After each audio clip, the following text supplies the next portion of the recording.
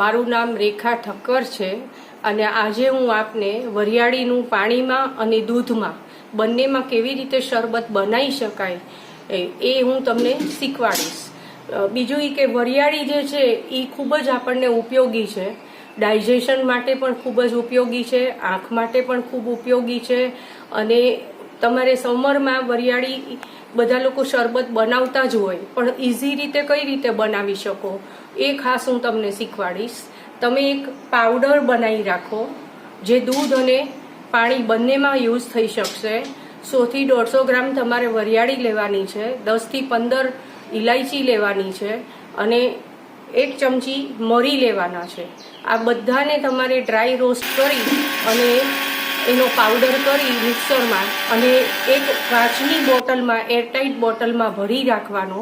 જ્યારે પણ તમારે વરિયાળીનું શરબત પાણીમાં અથવા તો દૂધમાં બનાવવું હશે તો ખૂબ જ ઉપયોગી થશે. અને આ શરબતની અંદર તમે ગુલાબની પાંખડીનો ઉપયોગ કરી શકો છો, જે ઠંડી છે, ખૂબ જ ઉપયોગી છે. બીજું અંદર સાકરનો ઉપયોગ ખાસ કરી શકો છો.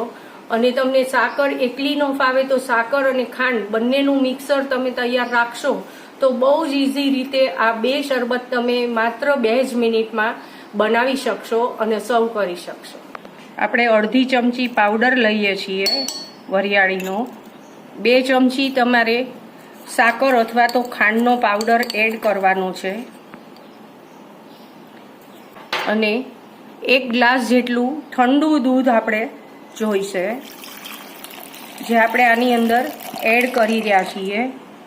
ત્યારબાદ કશું જ નથી કરવાનું, તમારે મશીન આપણે ત્યાં હોય એ મશીન ફેરવી દેવાનું અને પછી તમે ગ્લાસમાં સર્વ કરી શકો છો. આમાં બીજી કોઈ વસ્તુ એડ કરવાની જરૂર નથી.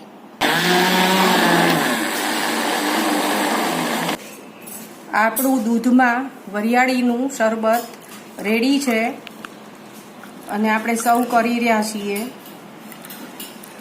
લાસ્ટમાં તમારે અંદર 2 થી 3 ક્યુબ બરફના ઉમેરવાના,